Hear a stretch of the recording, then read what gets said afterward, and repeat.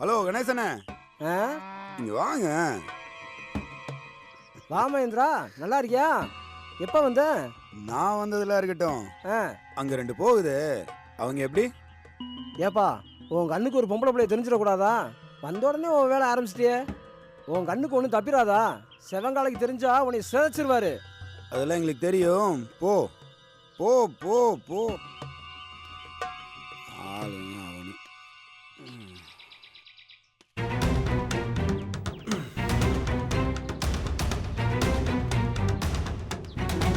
ஐயா வணக்கங்கய்யா. அடட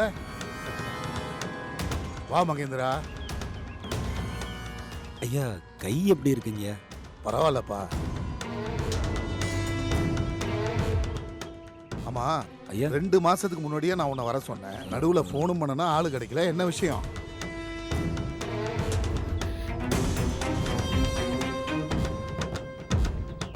இல்லைங்க, ஃபோன் கெட்டு போச்சு. அது போக அம்மாவுக்கும் அடிக்கடி உடம்பு சரியில்லாமல் போகுது.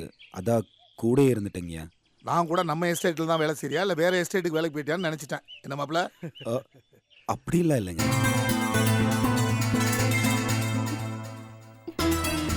இந்த காலத்தில் யார் முடிச்சா சின்சியராக வேலை பார்க்குறாங்க. இந்த பக்கம் வேலை பார்க்குறேன்னு சொல்லிட்டு அந்த பக்கம் வேலையை காட்டிட்டு போக வேண்டியதேன். சரி சரி, அக்கௌண்ட்ஸ் நோட்லாம் கொண்டு வந்திருக்கியா?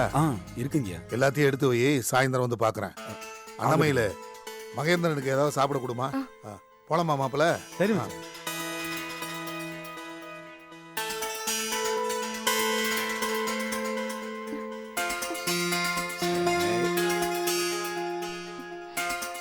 ஏய் அண்ணமையில என்னாச்சு? ஏய்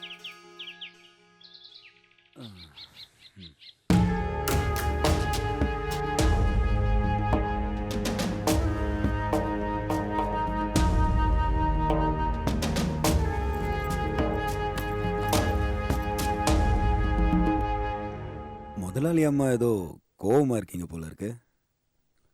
நாங்க ஒண்ணு முதலாளி அம்மா இல்ல, வெறும் அம்மா தான். பின்ன எதுக்கு இந்த மறப்பு? நீ போனதுல இருந்து என்கிட்ட சரியா கூட பேசல. ஏதோ தப்புனாப்ல அன்னைக்கு நான் போன் அடிச்சது நீ எடுத்த. ஒருவேளை நான் தான் தெரியாம எடுத்தியோ என்னவோ. மயில, மதுரைக்கு ஒரு முக்கியமான வேலையா போயிருந்தேன். ஏய் அப்படி என்ன வேலை? என்ன விட மதுரை புது ஜெயில் இருக்குல்ல, புது ஜெயிலா?